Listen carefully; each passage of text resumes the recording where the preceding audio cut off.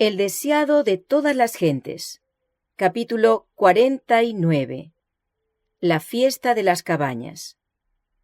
Este capítulo está basado en Juan 7, versos 1 al 15 y versos 37 al 39. 3 veces al año, los judíos debían congregarse en Jerusalén con propósitos religiosos. Desde la columna de nube que le envolvía, el invisible conductor de Israel había dado las instrucciones referentes a estas reuniones. Durante el cautiverio, los judíos no pudieron observarlas, pero cuando el pueblo volvió a su patria, reanudó la observancia de estas fiestas recordativas. Dios quería que estos aniversarios llamasen hacia Él la atención del pueblo. Con tan solo pocas excepciones, los sacerdotes y dirigentes de la nación habían perdido de vista este propósito. El que había ordenado estas asambleas nacionales y comprendía su significado, presenciaba su perversión. La fiesta de las cabañas era la reunión final del año. Dios quería que en esta ocasión el pueblo reflexionase en su bondad y misericordia. Todo el país había estado bajo su dirección y recibiendo su bendición. Día y noche, su cuidado se había ejercido de continuo. El sol y la lluvia habían hecho fructificar la tierra. Se había recogido la cosecha de los valles y llanuras de Palestina. Se habían juntado las olivas y guardado el precioso aceite en vasijas. Las palmeras habían dado sus provisiones. Los purpúreos racimos de la vid habían sido hollados en el lagar. La fiesta duraba 7 días. Y para su celebración, los habitantes de Palestina, con muchos de otros países, dejaban sus casas y acudían a Jerusalén. De lejos y de cerca venía la gente, trayendo en las manos una prenda de regocijo. Ancianos y jóvenes, ricos y pobres, todos traían algún don como tributo de agradecimiento a aquel que había coronado el año con su bondad y hecho a sus sendas rebosar gordura. Todo lo que podía agradar al ojo y dar expresión al gozo universal era traído de los bosques. La ciudad tenía la apariencia de una hermosa selva. Esta fiesta no solo se celebraba en agradecimiento por la cosecha, sino también en memoria del cuidado protector de Dios sobre Israel en el desierto. A fin de conmemorar su vida en tiendas, los israelitas moraban durante la fiesta en cabañas o tabernáculos de ramas verdes. Los erigían en las calles, en los atrios del templo o en los techos de las casas. Las colinas y los valles que rodeaban a Jerusalén estaban también salpicados de estas moradas de hojas y bullían de gente. Con cantos sagrados y agradecimiento, los adoradores celebraban esta ocasión. Un poco antes de la fiesta venía el día de las expiaciones, en el cual, después de confesar sus pecados, el pueblo era declarado en paz con el cielo. Así quedaba preparado el regocijo de la fiesta. Se elevaba triunfalmente el salmo: «Alabad a Jehová, porque es bueno, porque para siempre es su misericordia», mientras que toda clase de música, mezclada con clamores de hosana, acompañaba el canto al unísono. El templo era el centro del gozo universal. Allí se veía la pompa de las ceremonias de los sacrificios. Allí, alineado a ambos lados de las gradas de mármol blanco del edificio sagrado, el coro de levitas dirigía el servicio de canto. La multitud de los adoradores, agitando sus palmas y ramas de mirto, unía su voz a los acordes y repetía el coro. Y luego la melodía era entonada por voces cercanas y lejanas, hasta que de las colinas circundantes parecían brotar cantos de alabanza. Por la noche, el templo y su atrio resplandecían de luz artificial. La música, la agitación de las palmas, los gratos hosanas, el gran concurso de gente, sobre el cual la luz se derramaba desde las lámparas colgantes, el atavío de los sacerdotes y la majestad de las ceremonias, se combinaban para formar una escena que impresionaba profundamente a los espectadores. Pero la ceremonia más impresionante de la fiesta, la que causaba el mayor regocijo, era una conmemoración de cierto acontecimiento de la estada en el desierto. Al alba del día, los sacerdotes emitían una larga y aguda nota con sus trompetas de plata, y las trompetas que contestaban, así como los alegres gritos del pueblo desde sus cabañas, que repercutían por las colinas y los valles, daban la bienvenida al día de fiesta. Después, el sacerdote sacaba de las aguas del Cedrón un cántaro de agua, y alzándolo en alto mientras resonaban las trompetas, subía a las altas gradas del templo, al compás de la música, con paso lento y mesurado, cantando mientras tanto: Nuestros pies estuvieron en tus puertas, oh Jerusalén. Llevaba el cántaro al altar, que ocupaba una posición central en el atrio de los sacerdotes. Allí había 2 palanganas de plata, con un sacerdote de pie al lado de cada una. El cántaro de agua era derramado en una y un cántaro de vino en la otra, y el contenido de ambas, fluyendo por un caño que comunicaba con el Cedrón, era conducido al mar muerto. La presentación del agua consagrada representaba la fuente que a la orden de Dios había brotado de la roca para aplacar la sed de los hijos de Israel. Entonces repercutían los acordes jubilosos: porque mi fortaleza y mi canción es Jehová. Sacaréis aguas con gozo de las fuentes de la salud. Mientras los hijos de José se preparaban para asistir a la fiesta de las cabañas, vieron que Jesús no hacía nada que significase intención de asistir a ella. Le consideraban con ansiedad. Desde la curación realizada en Betesda, no había asistido a las fiestas nacionales. A fin de evitar un conflicto inútil con los dirigentes de Jerusalén, había limitado sus labores a Galilea. Su aparente indiferencia hacia las grandes asambleas religiosas y la enemistad manifestada hacia él por los sacerdotes y rabinos eran una causa de perplejidad para los que le rodeaban, y aún para sus discípulos y su familia. En sus enseñanzas se había espaciado en las bendiciones de la obediencia a la ley de Dios, y sin embargo, él mismo parecía indiferente al servicio que había sido establecido divinamente. Su trato con los publicanos y otros de mala fama, su desprecio por las observancias rabínicas y la libertad con que dejaba de lado las exigencias tradicionales acerca del sábado, todo parecía ponerle en antagonismo con las autoridades religiosas y suscitaba muchas preguntas. Sus hermanos pensaban que era un error de su parte enajenarse a los grandes y sabios de la nación.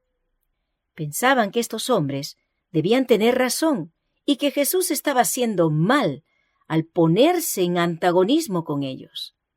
Pero habían presenciado su vida sin tacha, y aunque no se contaban entre sus discípulos, habían quedado profundamente impresionados por sus obras. Su popularidad en Galilea halagaba su ambición. Todavía esperaban que daría una prueba de su poder que indujera a los fariseos a ver que él era lo que pretendía ser. Y si fuese el Mesías, el príncipe de Israel. Ellos acariciaban este pensamiento con orgullosa satisfacción. Tanta ansiedad sentían acerca de esto que rogaron a Jesús que fuese a Jerusalén.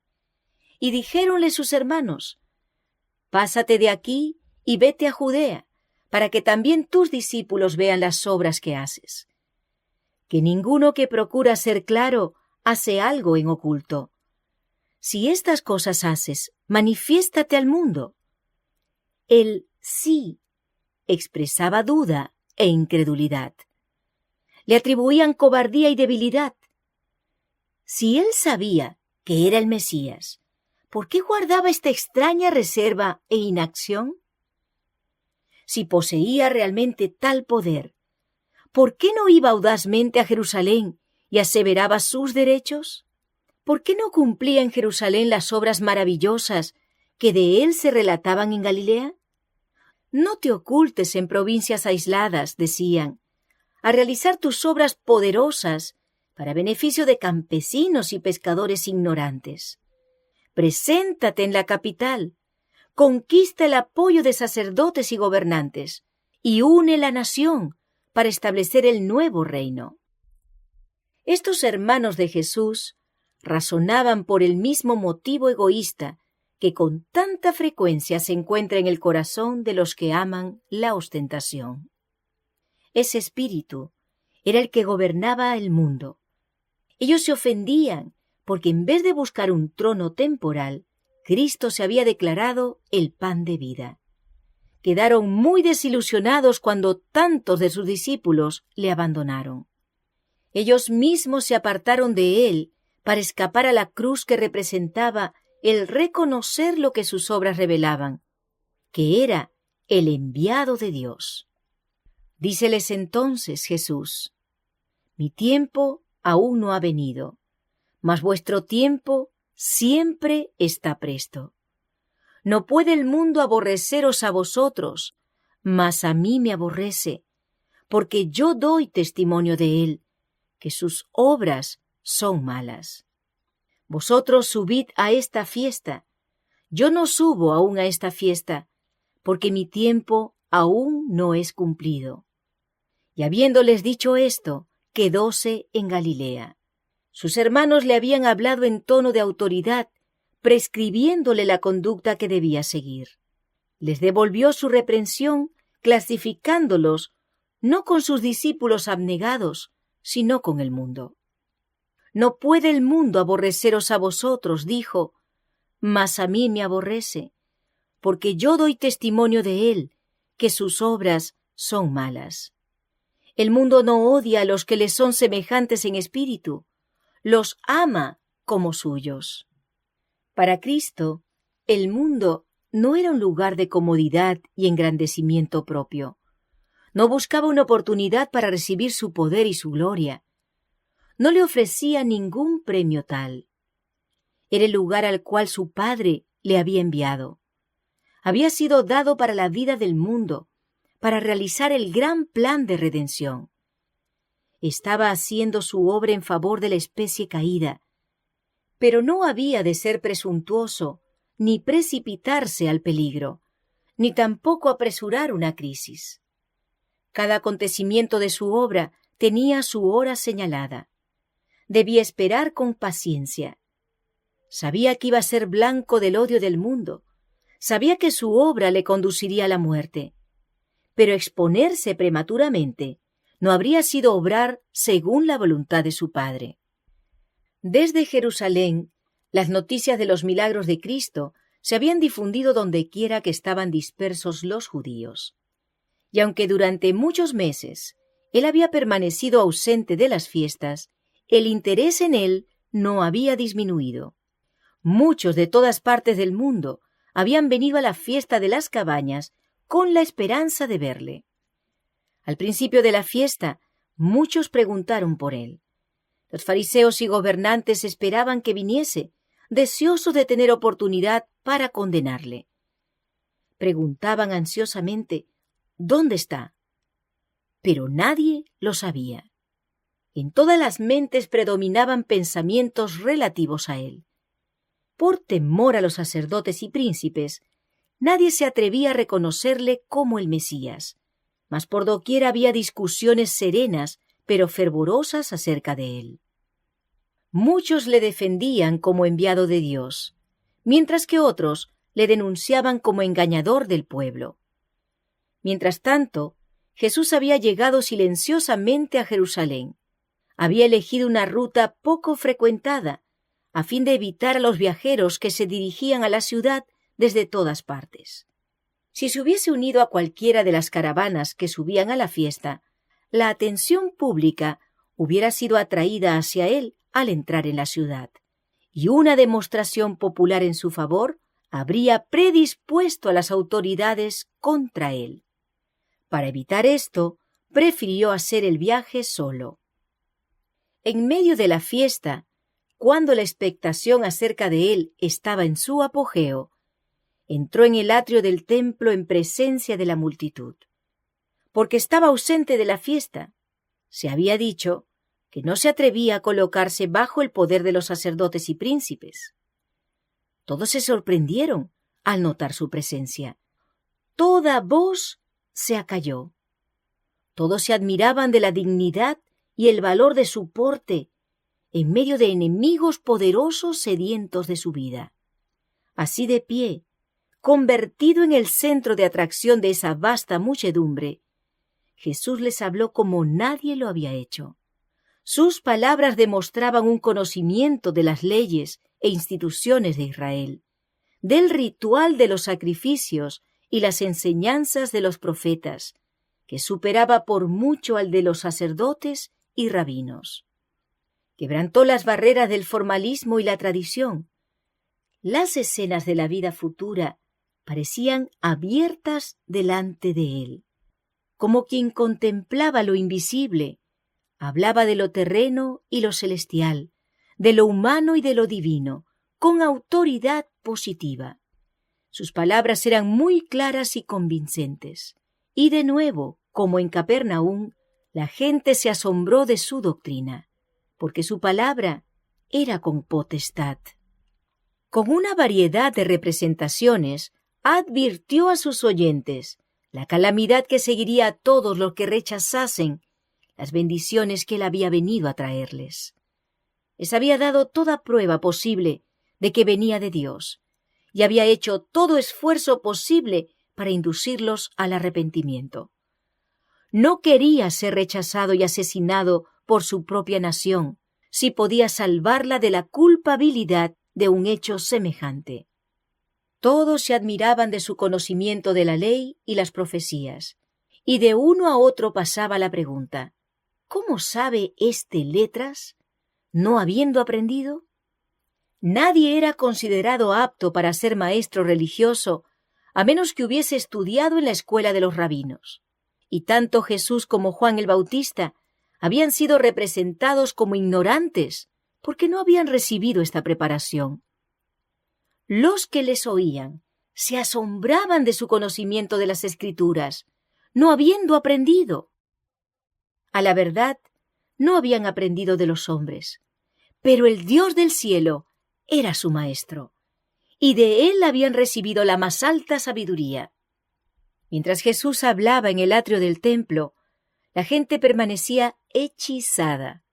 Los mismos hombres que eran más violentos contra él se veían imposibilitados para perjudicarle.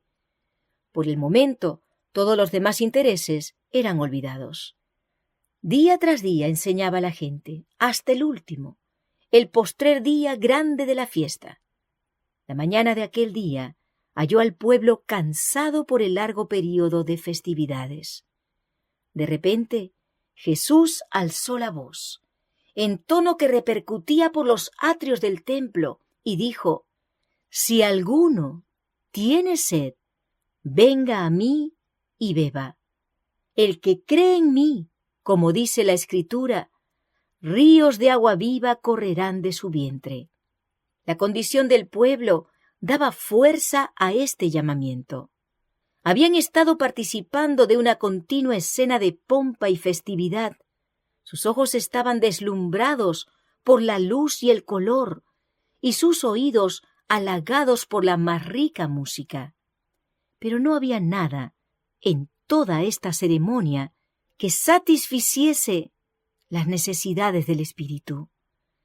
Nada que aplacase la sed del alma por lo imperecedero. Jesús los invitaba a venir y beber en la fuente de la vida, de aquello que sería en ellos un manantial de agua que brotara para vida eterna. El sacerdote había cumplido esa mañana la ceremonia que conmemoraba la acción de golpear la roca en el desierto. Esa roca era un símbolo de aquel que por su muerte haría fluir raudales de salvación a todos los sedientos. Las palabras de Cristo eran el agua de vida. Allí, en presencia de la congregada muchedumbre, se puso aparte para ser herido, a fin de que el agua de la vida pudiese fluir al mundo.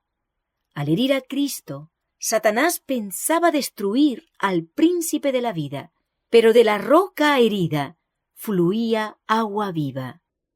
Mientras Jesús hablaba al pueblo, los corazones se conmovían con una extraña reverencia, y muchos estaban dispuestos a exclamar, como la mujer de Samaria: «Dame esta agua, para que no tenga sed».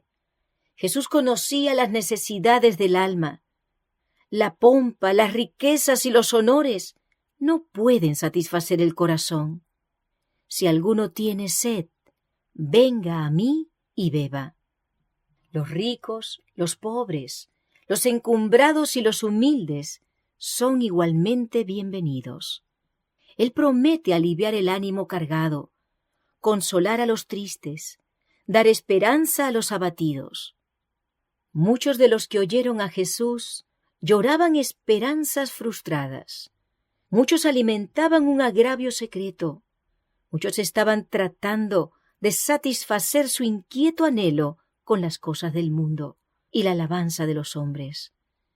Pero cuando habían ganado todo, encontraban que habían trabajado tan solo para llegar a una cisterna rota en la cual no podían aplacar su sed. Allí estaban, en medio del resplandor de la gozosa escena, descontentos y tristes. Este clamor repentino, si alguno tiene sed, los arrancó de su pesarosa meditación, y mientras escuchaban las palabras que siguieron, su mente se reanimó con una nueva esperanza. El Espíritu Santo presentó delante de ellos el símbolo hasta que vieron en él el inestimable don de la salvación. El clamor que Cristo dirige al alma sedienta sigue repercutiendo y llega a nosotros con más fuerza que a aquellos que lo oyeron en el templo en aquel último día de la fiesta. El manantial está abierto para todos. A los cansados y exhaustos se ofrece la refrigerante bebida de la vida eterna. Jesús sigue clamando: si alguno tiene sed, venga a mí y beba. Y el que tiene sed, venga. Y el que quiere, tome del agua de la vida de balde. Mas el que bebiere del agua que yo le daré, para siempre no tendrá sed. Mas el agua que yo le daré será en él una fuente de agua que salte para vida eterna.